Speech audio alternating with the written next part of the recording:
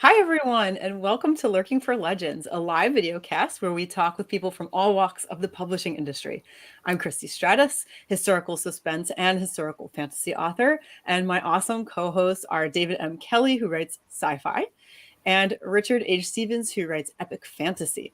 Lurking for Legends is an interactive broadcast, and we encourage viewers to chime in with questions for our guest or just comment on whatever you hear in the show. So we hope that you will communicate with us in the chat. We love getting comments and questions and everything. So tonight we are chatting with nonfiction children's author Thorsten Nesch. So nice to meet you, Thorsten. Thank you so much for being here. Welcome, Thorsten. Thanks for having me. Thank you. Absolutely. And you do a lot more than what I just said. And we're going to get into that, of course. But just tell us a little bit about yourself first. Yeah, I'm a writer first and foremost. That was my accessible art, so to say, because we didn't have much money. So, and as you know, that's why there's so many Irish writers, because that was the accessible art in the past. Yes. And I took it then from there and kind of branched out in other medias. Yeah, but I'm a storyteller. Yeah. And, as I said, you do a lot of other things. So you do storytelling, I think, through music and, right? Music is one of your forms. Yeah, music, I always loved music, and so it just came natural, but it took like 25 years to get to a level where I'm kind of confident to take it out in the public. So that's why I do one EP a month, what sounds like a lot, as if I write 4 songs a month. That is not true. I demoed about 200 songs, about 25 years. Over a span of 25 years. Now I have the means and the knowledge how to publish it and to mix and master it a little. So 25 years. So you're an overnight success then? Yeah. It all took time. Even novels take time. Today I finished one that the first idea I got like 17, 18 years ago. So wow. It always takes me a bit. That's great. That's what I was going to ask you about your music anyway. I had seen you're putting out an EP a month, and I was going to say, oh my God, how are you doing it? Tell us your secrets, Yeah, so the secret is if you have songs that you still love after 20 years, then they might be good. And maybe there are another 10 or 12 people in the world that like that song. No, that's awesome. You got to find your crowd for sure. So do you write these songs at all for what you write? Or are they just totally different and they have nothing to do with whenever I write a character, especially a main character, I always think of a popular song that would be an awesome theme song for that person. Do you write songs to your characters? That's a nice idea. I definitely have one song that kind of wraps up one of my novels. It's about where 2 kids steal a car. So that was like a joyride, and I was like, yeah, that has like a song road movie flair to it. And yeah, I haven't recorded. That's still in the demos, still not published. But yeah, so it happened. I'm not necessarily looking for it. I think like song and poetry, the ideas come to me on a different level than a novel. Yeah. An interesting thing, my son is a lead singer of this death metal band. So me personally, I'm not a big fan of the actual singing part itself, but because he does it, I enjoy it, only his stuff. But he says, and I didn't know this, that the music is written first and then the lyrics come after. And I always thought that the lyrics came first and the song evolved around the lyrics. And that was very interesting. Is that true with you as well, or is that just something that he does? Yeah, so that's the way they do it. So there are the 3 ways where like other musicians also mold both things together, right? So, but for me, definitely it's always the lyrics first. I'm not even thinking about music. Sometimes it stays a poem, or it kind of goes into something else. It is just almost like usually it just takes half an hour when I have an idea. Then I sit down and then I have a lyric and then I put it aside. And then later, now with the technology, I can see what works with this. Maybe I work with loops, or I loop myself some instruments. And then I go there and see what of the 20 lyrics fits this mood of the song, of the tune. And I used to be in a band, not death metal though. And that's pretty much how we. There you go, death metal community. And that's the way I worked with them. It was an instrumental band, so they were like, "Here we have something. Do you have anything?" And then I was always there like a poet with my bunch of papers and like, "Oh, this one, right?" And then we even did that live on stage. So yeah, That's awesome. Yeah. Wow. So you're writing a book, I believe, Thorsten, about a gorilla bear. Is that correct? Yes. Because I'd never heard of that before, and I thought when I saw that, I thought it was something that perhaps you'd made up, but I actually looked it up and found out that this is actually something that exists. Could you maybe tell us a little bit more about this? Yeah, so that's a novel that is published, The Growler, half grizzly, half polar bear, that explains what the animal is for those that don't know it. That's a And scary beast.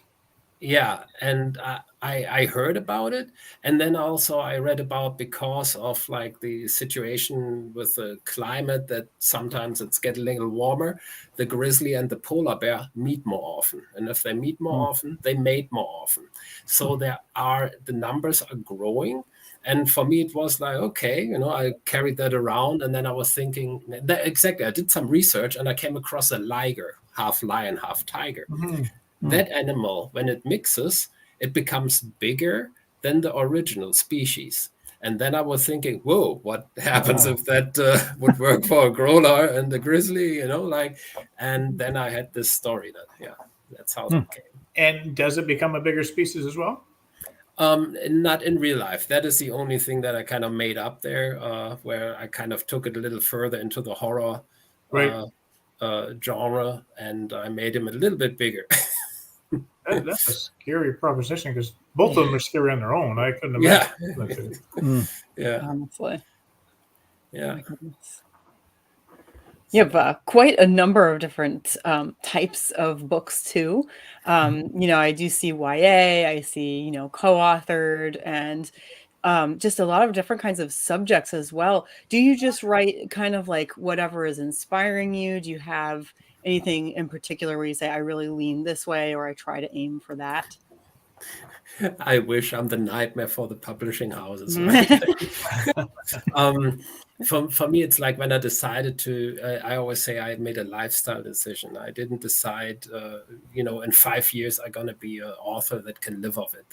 Or an artist that's illusionary. So for me, it was a lifestyle decision.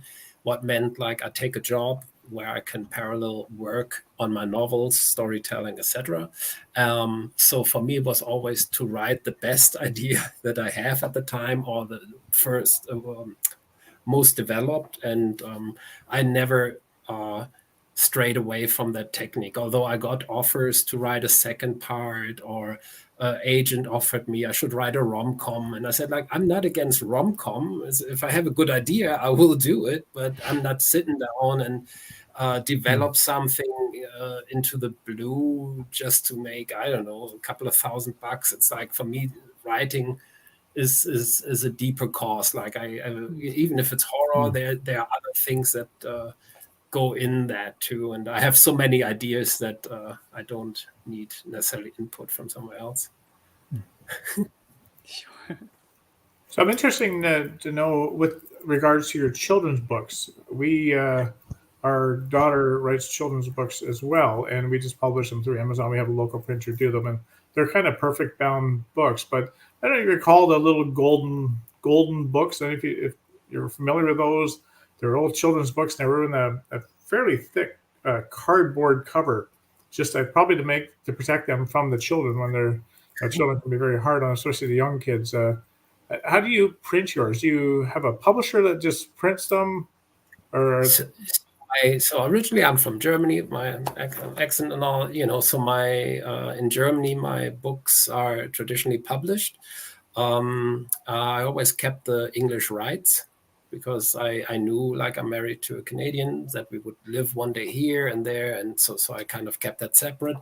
And so my first young adult fiction novel was, I sold the film rights before I sold the book rights, and then the book was nominated as best German debut in the young adult. So I was really fortunate, and it's the books I read between Denmark and Italy in schools, and currently one of my dystopian novels is a mandatory read at high schools to actually finish high school. And in English language arts, it's 1984. So yeah, Wow. so yeah, that is. So you mentioned that you've had some of your books made into films. What's it like, actually, kind of like watching your books being transformed into a movie? I mean, that's kind of like something that I think a lot of us just kind of only dream of, sort of thing. Yeah, with the one where I sold the film rights, unfortunately, it wasn't done, although twice a contract was written. Once with public television in Germany, and then the financial crisis hit in 2008. And I'm not kidding you, 2 weeks before COVID, they said German Netflix want to buy it, and he didn't want to tell. And of course, they also stepped back because of Wow. So that happens, right? And what I did was, like, when I sold the film rights, I already put myself in as a writer. I said, I want to be the screen. I worked in film and screenplay and the script doctoring I did for a while. So first, my novels in Germany were rejected, actually, because they were too film-like. This is a hard thing to imagine in English, because usually, like a novel, that's what it is. I got a rejection letter. I see this novel so clear, too clear, like a movie, and that's why we don't do it. And I was like, okay, I reached my point, but what can you do? Yeah. So yeah, true story. That's really crazy, actually. My colleagues in Germany, like when we were all like underground and independent and all this, right? They told me I write in the wrong language, right? What with the structure, how I tell stories, it is more in the English or American, North American tradition of storytelling. I admit that, and that's why my books. Then my colleagues said, "Too. No wonder you are published with Rowohlt is a big edition in Germany, big publishing house, where also like Hemingway, Richard Ford, and those like Cormac McCarthy, they're all published there. And that's who published me in Germany. And my colleague said, not without a reason, because that is I fit as a writer the best in that scheme or in their theory. Yeah. So CJ's saying it's so exciting to get your work made into a movie. Every author's dream. Absolutely. Yeah. I would love to have my Soulforge universe made into a movie. Even a cheap Netflix show would be great. It would be just neat to see what they do with it. And but it'd be a 10-hour movie, Richard. Pardon me? What's that? I said it'd be a 10-hour movie, though. Yeah. Well, they turned The Hobbit into a 10-hour, 3 movies that equaled about 10 hours. So you can imagine what mine would turn out. True. Yeah. It'd be certainly longer than that. So I just wanted to ask, going back to what we were talking about a little bit before. And I know you're writing all these different genres. You say you're a nightmare to your publisher, but so how do you go from being a children's author to writing horror? Like, how do you make that leap? I can see being a fantasy author and making it into maybe science fiction, but children's author and horror seems like the two opposite ends of the spectrum. Yeah, no, that's a good question, and it's actually the reverse. As a young man, as a 20-year-old, I saw myself more in the tradition of the Bohemians, the Beat Generation, and likes, right? And so I wrote novels that are like contemporary literature. I also wrote a horror novel and another, and they are not published, right? Those were the early years. And then I had an idea, and I thought, okay, this happens to I back then maybe was 24, 25, or, no, it doesn't work. Happens to 35-year-olds? No. Happens to pensioners? No. And then I had the idea, what if this story happens to 15-year-olds? I was like, yeah, that's it. But honestly, to the point, I've never read a young adult fiction novel, not even when I was young. I switched from comics to novels right away, and totally skipped that. So I took 20 young adult fiction novels. I really just bought. I was like, who's the award winner? What sounds cool? What are best selling? I wanted to see what's out there. And then I just, for like 4 weeks, I just read young adult fiction. And then I thought, yeah, there is space for me, and that was, I think, one of the best decisions in my life. So actually it was the other way around, and I never regretted it. It's the feeling when you go to a reading and you can talk to the young adults, to the kids, to the teens about the novel, and they have questions and you have a good time. I usually split it like half an hour reading, half an hour talk. It was like something I always dreamt about, being a writer, but I never dreamt that feeling if a kid comes up to you and says, your novel is the first novel I finished in my life. What that means to me or to any reader or writer is just that's my literary award right there. Yep, sure. It doesn't get any better now. Yeah. Definitely. And since we're on the topic of YA, one of your books is called My Totem Came Calling, and that one was CBC Books Have to Read YA Novels for Fall 2019, so not that long ago. And that one is co-authored. So what was that process like? You've written, I know you've written a lot of novels on your own, you've written a lot of songs on your own, and now you're co-authoring a book. How did it go?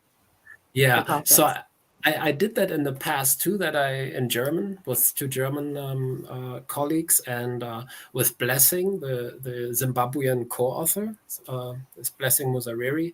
We met at a paid writers retreat. So we were paid to go to Denmark, and they invited 4 writers from all over the world, and being together with Danish writers. So we were in like this little, like a hunting castle, really beautiful. As you imagine now, it was that beautiful and really fortunate. And we also did workshops with locals and readings, right? And Blessing and me, we had a good, she's really chatty and funny, right? And then, but she's a poet. She comes from the poet side, right? So, and then we had our reading day, and she goes up on stage and really this heavy poetry. We're like, whoa, we didn't see that side of Blessing so far. And I was joking with her. It's like, you should write young adult fiction the way you are. You're a natural storyteller, right? And then she's like, no. I can't even make now her accent, right? But she's like, no. And then so she went back to Zimbabwe. I went back to Germany, and we stayed in contact. And then it was like, I think a year later, she was like, what was that with the young adult fiction novel? How should that work here, And then it's like, let us just shoot back and forth a couple of ideas, and that's how it grew. And the writing process, I wrote that here in Lethbridge at the Lethbridge University and at the Ethnic Association, and also at the public library, because at the time I didn't have an office or a studio to really write. So I went always all over town where I find a quiet place. And her problem was that Zimbabwe, or like the capital, still has a lot of blackouts. So she doesn't have Wi-Fi all the time. And so it took like over a year, but then we were ready, and I pretty much found right away my Wensi house in Ontario as a publishing house. And I was really grateful. And then it was well received. And then yada, yada, 2019, I was invited to Montreal, and it was called, everything was canceled then, right? Like, Yeah. Cool. So, but I'm an old guy. I felt more for the young colleagues at that point. I had a good ride so far. Sure. Yeah. And how was it mixing voices? Because I would imagine you'd probably have different voices. Especially if you're saying she wrote very heavy poetry, and you were already writing YA. Yeah, no, absolutely. That's why we said right away in the beginning, we can't just you write a chapter, I write a chapter. Obviously I have a different grammar, some with mistakes. So it was like, basically we all sort of tossed a coin. One of us wrote a quick and dirty first version, like 80 pages, like just like, and then the other person knit in the ideas, and that went back and forth 2 or 3 times, and then we had a finished version. Wow. Yeah. So with a coherent language. Yeah. Nice. Yeah, I haven't heard too many people work that way. That is really, really cool.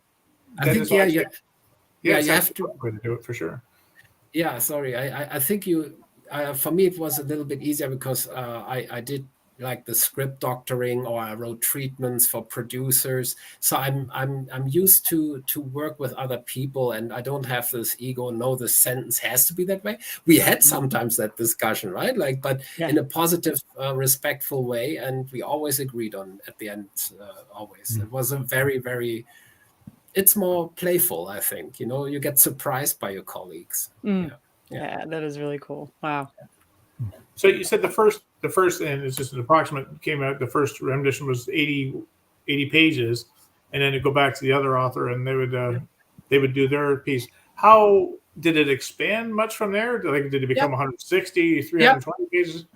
Yeah, I forgot now how many pages, if it's 160 or 180, I don't know, somewhere there. So it's not a long novel, it's a young adult fiction, but certainly longer than the original.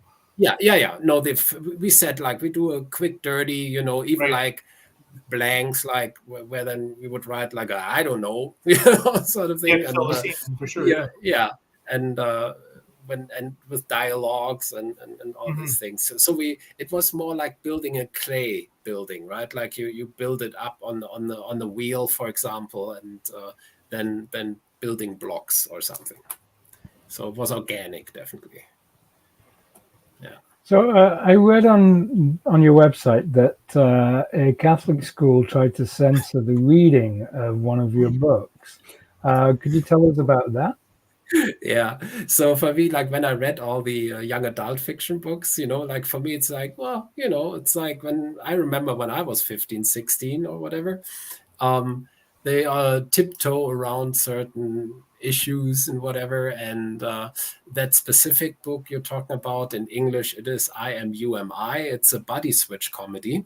So, and okay, that itself is not new. That was my biggest problem when I had first the idea. I was like, okay, body switch comedy is done, right? In film and novel, young adult, and so on. But then I was like, okay, of course, they're pretty opposite, the two.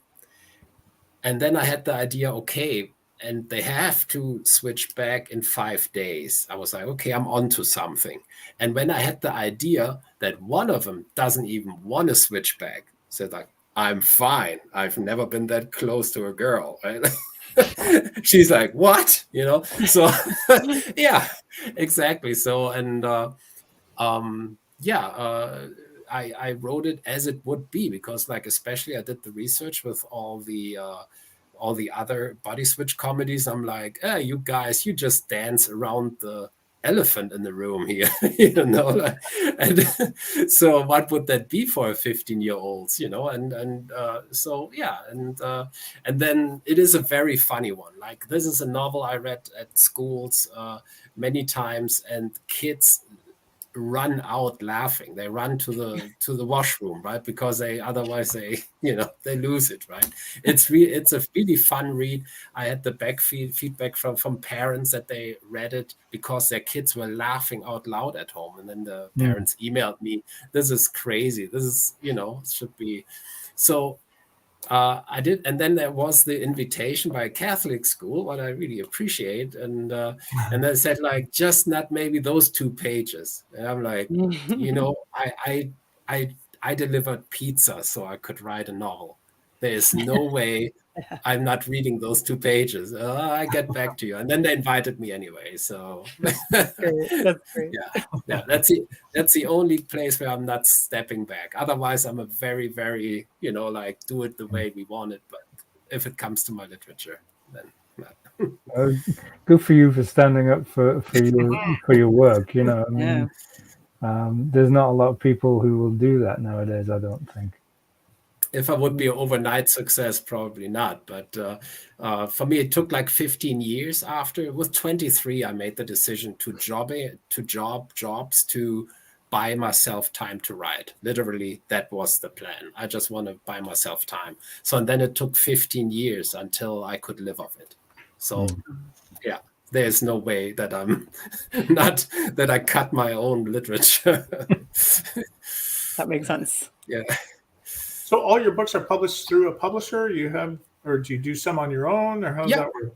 Yeah, hybrid, it's probably called, right? Like that's a term that I heard. And so the first, when I started out, when I was 18, 19, I think I did my first chapbook, like poems, right? And then I did readings and those things. So, and that was way before internet. I was kneeling on the carpet in my living room and stapling pages together, and then you walked out at night with like a bucket full of glue, and then you do your posters, the new poetry book nobody's waiting for in the city. So and then the police comes and says, what are you guys doing? It's poetry. True stories. So Oh boy. Yeah. I love that. I'm like sad I didn't live that myself. It's really funny. Yeah. Oh. So you also do photography. You kind of do a lot of artistic forms, and you do black and white street photography. And you say on your website that it's all about people and their environment, minimalism, and sometimes abstract. And that was actually, some of your work was featured in a gallery in 2020. So like share about that art form too, because we've got screenwriting, we've got poetry, we've got YA writing, we've got, now we've got this and songwriting. It's I like it for two reasons, or three, like obviously. It's my most quiet art form. When I write, I speak out loud often. Even like I think I've written about 14 novels. 10 of them or 11 are even dictated with a speech recognition program. So the moment I write the first version, I speak it out loud and I hear the sound. So that is let's say on the active side of writing, while photography, there's an absolute silence and a focus on composition and things that might happen. I did it for a year every day. It was like my own project, also to step back and discover more the aesthetic of it. And I always liked black and white movies. So and now the technology is there that I can afford just shooting 300 pictures a day, right? I remember I did this in 98, 99 in Calgary when I was there, but I could just afford one roll of film a month, right? That's like 30, 40 bucks. And so you really can't, shoot and hope you find the perfect moment. And now I could do this. And I still continue. If I feel like a day, then I go out with a camera and just stroll around for 4 or 5 hours. Yeah, and that is right, Sandra. For me, it all blends together. Everything you do, even like the jobs that are made, basically. It's like you learn about people from jobs. Photography, it's almost like with street photography, there are different ways, but with street photography, often like you're fishing, they say. You wait, you see a composition, and you wait that something interesting happens in the composition, in the frame, right? And a good example, what other mediums work for me is also audio. I love audio plays. I love audio books, and I had the fortune that one book was adapted as an audio play by public radio in Germany. So, and there you focus on the audio side, just the sense how you tell the same story, just with audio. And I love those moments. Or when you do film, you shouldn't think a dialogue. You should think composition. Whatever you can tell without words, you should tell without words in movies. That should be the best way. So photography blends absolutely in that scheme. Yeah, that's why I just don't do expressive dance. That's what I was. You don't. You don't. No time for that. And talent. So CJ's asking, do you do your own book covers? I'm wondering if you put your photo talents to work. Yes, CJ. Yeah, I for the ones that where I have the decision making, I do my own covers. Yes, I do that. Also for the EPs where they, they relate really well with the songs or the Mhm. poetry. Um, I have one novel that takes place in Albania, where I was traveling with a colleague and friend way back then, and we shot a couple of photos. And yes, that was one that I self-published because they rejected it. It was too film like. That was one of those. And the question they actually asked me, how many German Albanians would buy the book? It's like, well, that didn't work for Casablanca. How many Moroccans would like it? Like well, they look for reasons to reject books, right? Like, so that's their job sometimes. But that was also where I put a photo of us. I think he shot it actually. Yeah. No, I do that. Yeah, it's if you have a good photo, it's like, yeah, why not? Or a good idea. So was that a real question they asked? How many German Albanians would buy the Yes, book? yeah, that's the Really? honest. I kept the binder in Germany, right? But there was an article published by a magazine in Berlin, just about my rejection letters and the communication, what happened in between. I always was friendly, right? Like I never was, but that was one of the weirdest, I never understood this. I write to film like, well, when I reach my goal as a novelist, and to say like, okay, this could just interest a very certain like demographic is it's a road movie. It's two Germans that travel through Albania. It's like, yeah, anyway. So, but that was back then. Yeah. That's funny. Yeah. Did you ever ask? Did you ever ask? I wrote that. I wrote that. German Albanians like it. I definitely wrote back, but then you don't hear from them anymore, right? Like it's like they're not known for long dialogues with unsuccessful authors at the time. Yeah. No, that's so true for sure. I've been down that road. Yeah. Absolutely.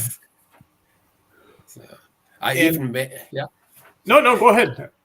I even made up once an alter ego of mine, a pen name with a pen biography, and 2 or 3 publishing houses wrote back that before I was published, they wrote back, "That's you, Thorsten Nesch," right?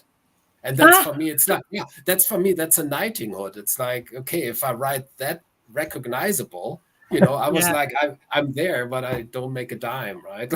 That's funny. Oh my goodness. Yeah. Well, they were paying attention anyway. Yeah, exactly. Yeah, you can't say like somebody is just a robot. No.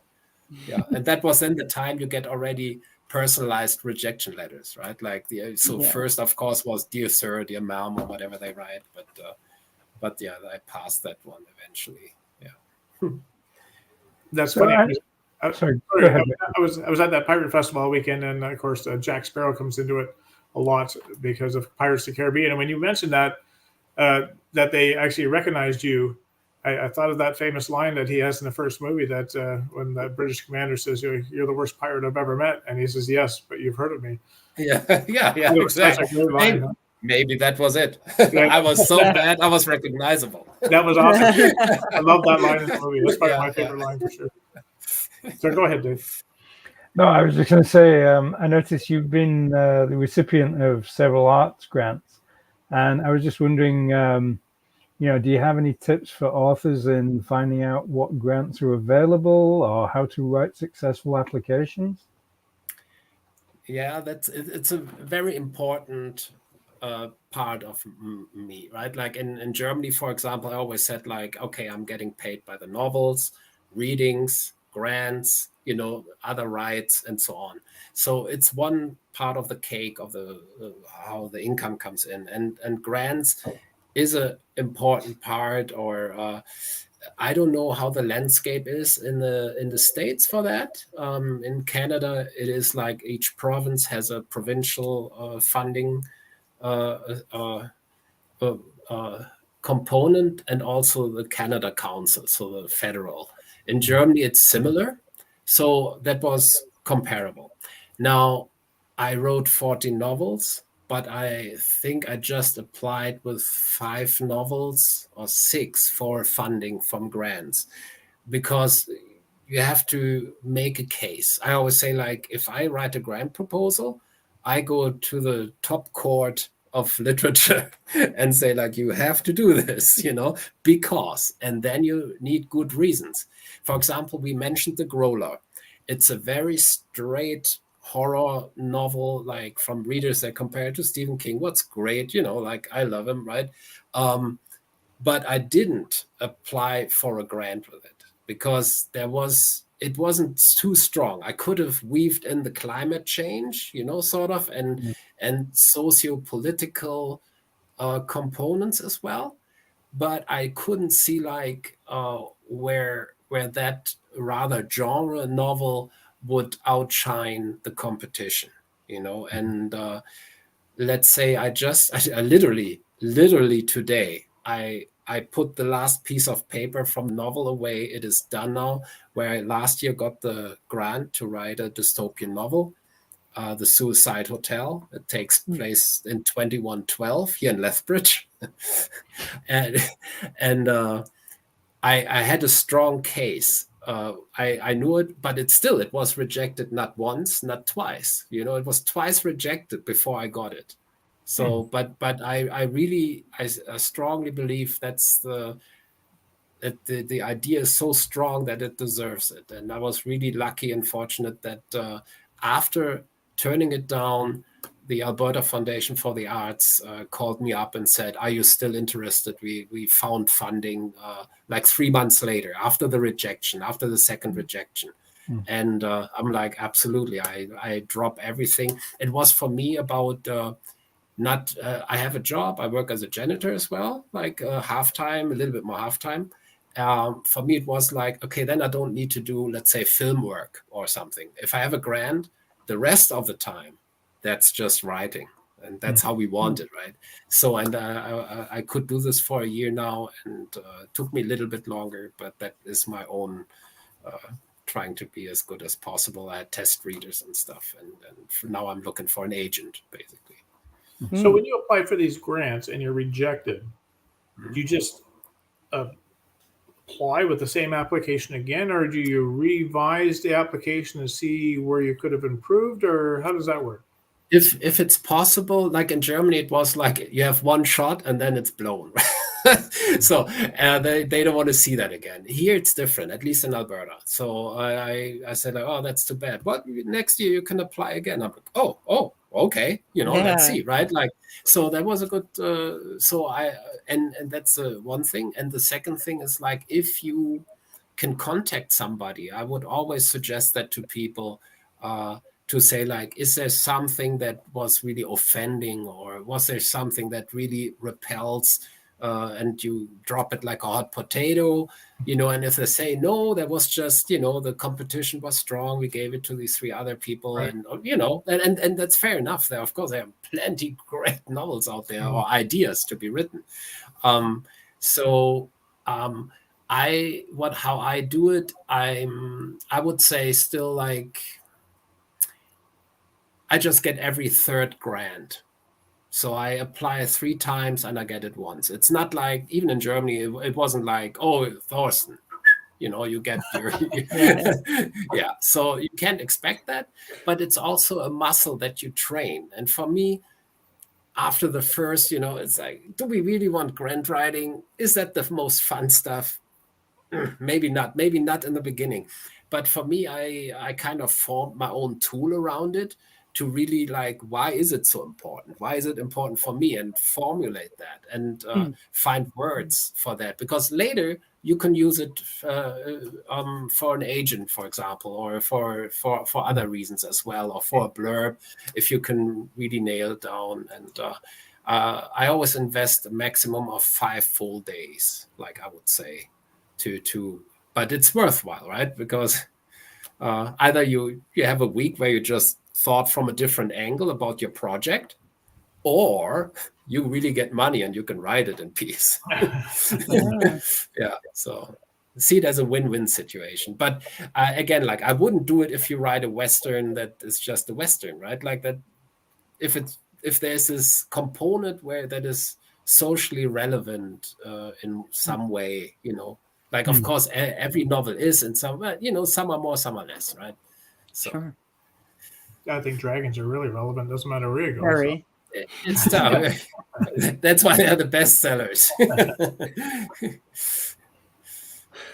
That's great. Since you have traditionally published books, and you're talking about now you're looking for you're going to be looking for a literary agent.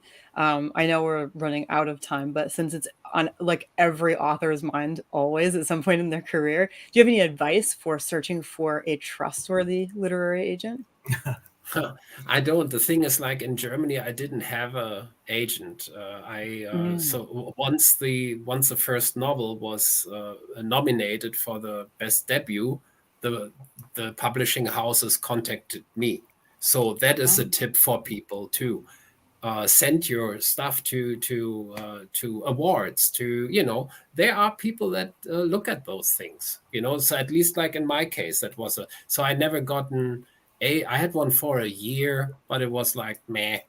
I had a great reading agent. She organized the reading tours for me, like I say, throughout Europe. I also read on cruise ships, for example. I was the author on board and those things, and it was just fantastic. It's like,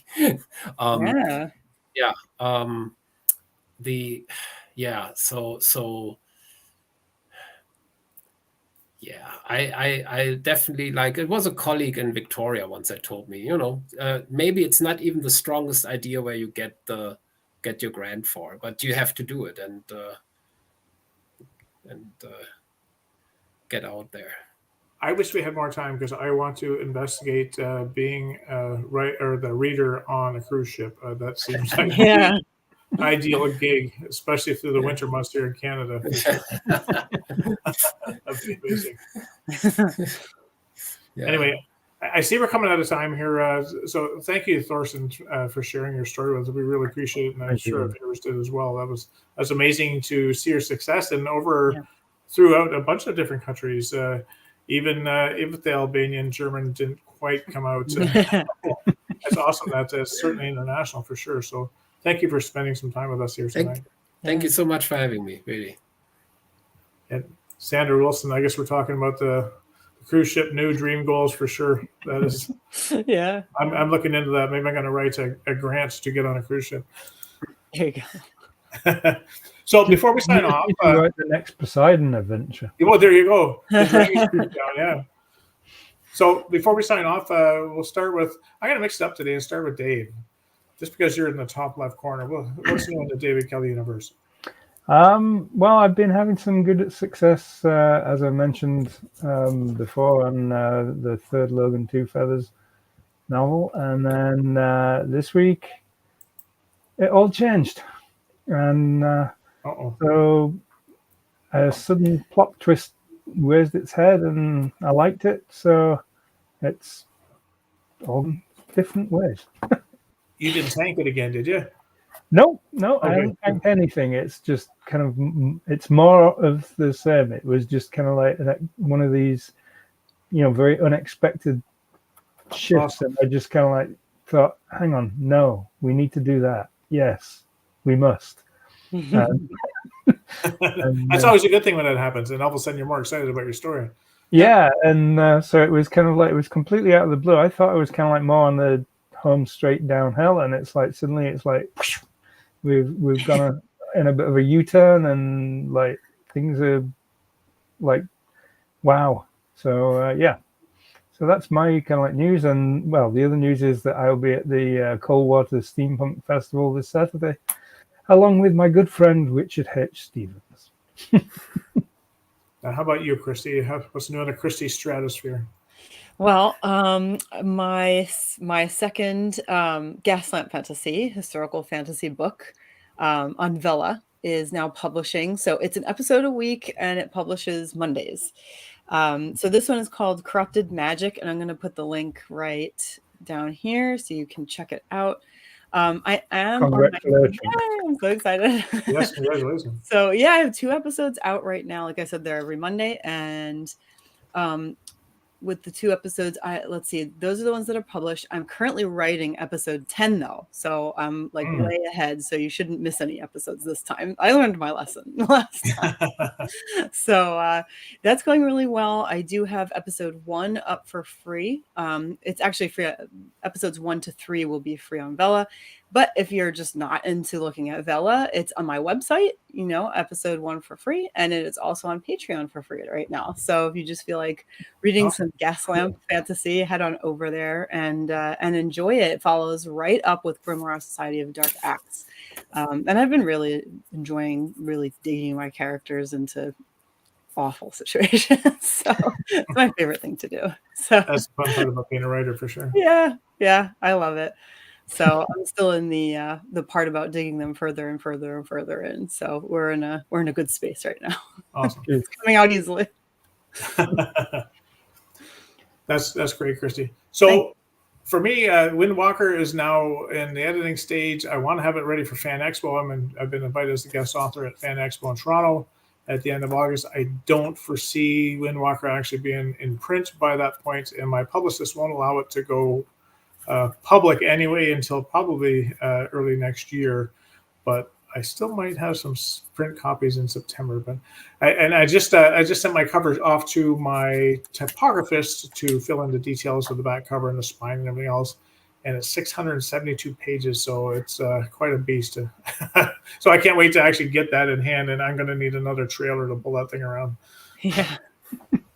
So that's really all that's new for me. I'm not writing it right now. I'm in the editing throes, and it just seems like the writing just gets thrown out for quite a while until you can get past that. But so no offense to our usual guests, but next week is my favorite episode of the month. A live read episode in which Christy, Dave, and I get to read excerpts from other authors' books, and we make a general nuisance of ourselves. Well, Dave has been known to anyway. Absolutely. So as I continue on here, next Tuesday, this is the itchy eye patch. Our live read, and I'm blind in one eye, so if I have it on the wrong eye, I fall over. So, oh well, if you're going to start that, I'll start as well. That's awesome. Next Tuesday, our live read themes is pirates, and that's fitting as I just attended a 3-day-long pirate fest, selling and signing my books. And there may have been a little bit of rum involved over the weekend as well. So it was a great event. I've never done a pirate fest before, and Epic Fantasy, but it was very well received with the pirate attendees. So I'll probably be doing it again next year. And our live read theme is pirates. Where are we? I just lost my place. Our guest pirate swabs will be Anna Applegate, Mac Little, and Larry Fain. Uh-oh, we have something coming in here. Oh, I see that. I'm sure I speak for all of us, but I'm looking forward to seeing what my scallywag co-hosts get up to next week. So, absolutely. Sorry, Thorsten, I don't think I asked you, and I normally do. What's next with you? And where can we buy your books? I generally ask you that at the end, and I forgot. Oh yeah, the books are out usually like on the big online Amazon. And that's usually where you get the published one from my Wednesday house. You can get in every bookstore as well. And as of in 2 days, I will start the next grant application. Nice. Yeah.